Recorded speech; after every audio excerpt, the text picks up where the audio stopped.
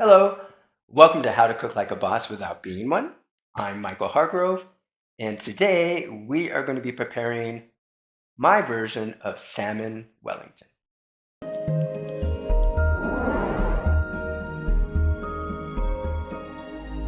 We'll do the prep first, of course. Dice shallot, mince garlic, zest the lemons and reserve. And we'll rough cut the pre-washed spinach. Then we'll sweat the shallot for a couple minutes before adding 2 pats of unsalted butter for a couple more minutes. We'll add the garlic to sweat for another minute, and then we'll add all of our spinach. We want to fully incorporate the oil, shallot, and garlic in the spinach before we hit it with some salt and pepper. Incorporate the seasoning. Then we'll kill the heat before we add the Parmigiano-Reggiano to our taste. Incorporate the cheese in the still cooking spinach, by the way. Then we'll add about 80% of the lemon zest that we had on reserve and incorporate that into the spinach as well.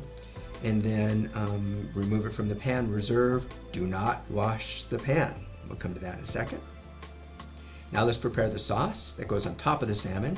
That's 4 ounces of melted butter. We add a tablespoon of Dijon mustard, the remainder of our lemon zest, and then 1 tablespoon if dry, 2 tablespoons of dill if fresh.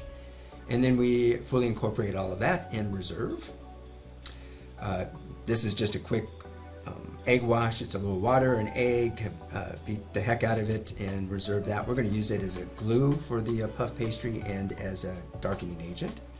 Then we'll prep the salmon. We want to make sure that the salmon is dry. We want to check for bones even though we've had our butcher remove them. Then we want to eyeball pretty much equal sizes for the about 6 to 8 ounces. Hit it with salt and pepper on both sides. And then in the same oil, that onion, the shallot, garlic oil, we're going to sear both sides of the salmon for about 2 minutes only. We're really just going for the extra flavor that the sear allows. Once both sides are sufficiently seared, we take them aside and let them cool for a bit before we add lavishly add the sauce on top of the salmon. Then we carefully place our salmon sauce side down in the center of the puff pastry. Then we top the salmon fillet with a generous amount of our spinach mix, and once again top it with Parmigiano-Reggiano cheese. Next we take one side of the puff pastry, fold it over the salmon, creating a small pocket. And we brush the inside of that flap with our egg wash.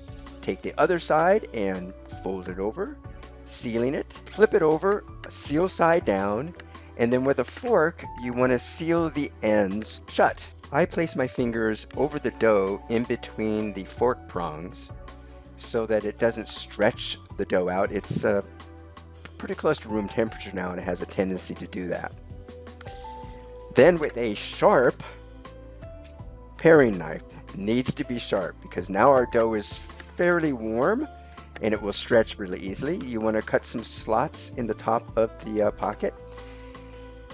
Mostly let the steam release because there's a lot of moisture in there, but also for aesthetics.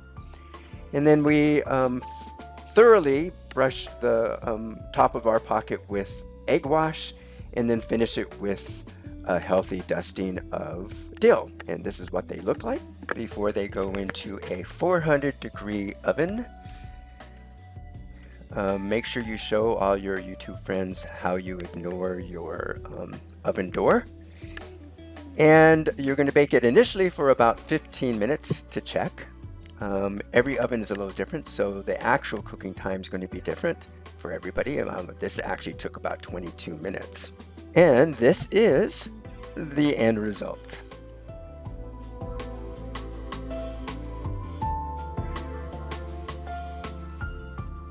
Alright, so there we have it.